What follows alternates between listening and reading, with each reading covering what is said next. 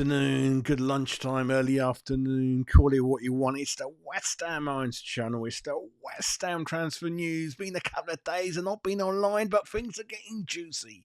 Things are getting juicy with this man up there, Wan Bissaka. Man United right back, Wan Bissaka. We've spoken about him and he's on our list. He's not only on our list, but he's gone above Carl Walker-Peters. Carl Walker-Peters' deal at the moment, ladies and gentlemen, is virtually dead. I don't know why. It was going to be a swap deal. It could only be Southampton want a certain amount of money we're not prepared to do. That's why I was really, really surprised when the Downs 18 million deal got done. I think that's a great deal for West Ham. Great deal for Downs. Good luck to him. But really, really, yeah, because you remember my shows, I was pretty confident that Carl Walker-Peters and Downs deal will be done. I mean, yeah, half the deal has been done. Downs is gone. But Carl Walker-Peters, it hasn't happened, and that can only mean that he definitely wanted to come. He definitely wanted to come to West Ham. He's a London boy. But yeah, we can't agree a fee. If that's the case, and I'm surprised Walker-Peters didn't put extra pressure on Southampton to say, listen, I stayed an extra year last year. I helped you go up. You've got to help the move, make the move. And yeah, hasn't happened. The player hasn't dug his heels in deep enough. And we have moved on to Wan Bissaka and made an approach today. We're looking at a £18 million deal, rising to 20 million. I think his agent is Salthouse, I think, who obviously Sullivan's got really good relationships with, really. So yeah, that's kind of what we're looking at, and I'm happy with that. It looks like it's good that we're not only targeting one person for a certain position. We're looking at one or two options. Like I said, if option one, Walker-Peters, doesn't look like it's going to happen, we've swiftly moved on to option number two, and that's Wan Bissaka. I was obviously greedily thinking we're going to get both, but looks like, yeah, like I said, I don't want to put a number on how much money we've got.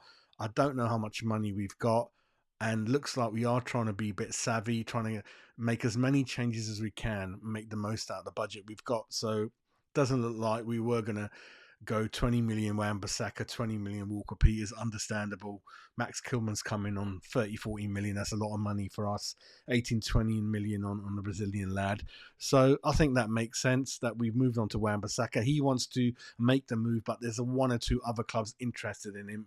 And why wouldn't be? He's 26, 27. Good kind of amount of pace. And like I said, the final third, when he crosses it in, assist-wise, that area needs to be improved on, right? Which hopefully we can do. But the main thing, you remember what I used to say about Gerd, is be a good defender first, read the game. You don't need pace, read the game, intercept when you need to, mark the person, be on the right side, don't lose your man. All those attributes Wan Bissaka's got. He's a very good man marker, very good defender. That's the first skill that you must have as a defender. Then the rest of it, whether you got that wing back side to your game, you got that assists, can you do free kicks, can you do that? That's a luxury you get or you don't get. So I think he is a good player that we got a lot to work with, a lot of games under his belt for Man United. And I know Man United, yeah, struggling up and down, but you don't sign or play for them for the amount of games he has if you haven't got nothing about you, really. So again, he's probably disappointed how, yeah, he's not part of the England Euro squad that just happened, and he needs to move to a new club, start playing more and more games, rejuvenate his career again, because at Palace he only had one season and I think United paid 15 million for him, so that tells you what high esteem Man United held him in, and generally how big his game was. So that's kind of what's happening at the moment.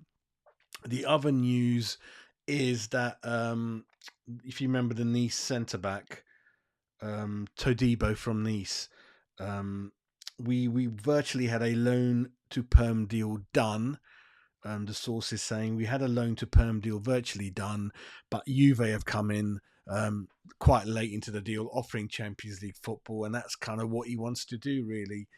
So we'll see what happens with that. So at the moment, yeah, unfortunate, the deal was agreed with Nice, but yeah, Juve have come in late with the Champions League football on offer, and a loan to perm deal at the moment is not going ahead unless Juve can't agree something. Then we come in back in the fold.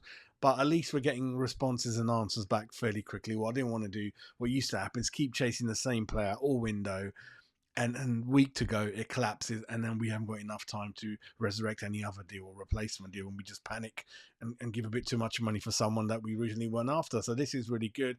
We're trying to make things happen every single day, and if it's happening, it's happening. If it isn't, we move on to number 2, number 3, number 4, really. So that's kind of what I'm thinking. That it's good news. We're moving ahead, and hopefully with Wan Bissaka, yeah, we can get something done. If not, yeah, moving to number 3. Duran has gone a bit quiet at the moment.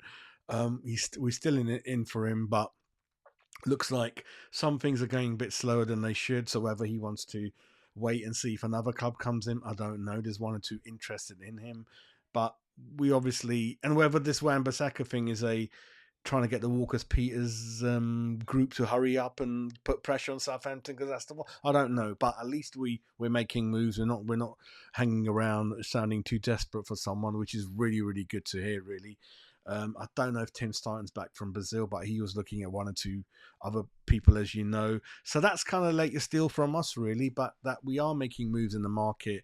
Things are happening. We're talking to people, and obviously, breaking news today is Wan Bissaka. We've made an approach with these people, trying to resurrect, or not resurrect, or make a deal for 18 million. Add-ons to 20 million. He wants to come, but one or two other clubs are interested in him. So let's see how quickly we can get that down the line. And then obviously with Carl Walker-Peters, that's at the back of the shelf now. It's not happening at the moment for one reason or another. And then Todibo Nice, the deal's collapsed. It was a really nice loan to permanent deal, so we would have saved a lot of capital and cash for another deal. Because like I keep saying, we've got to make the most of these loan deals or loan to perm deals. We've got to do it. We've got to do it, really.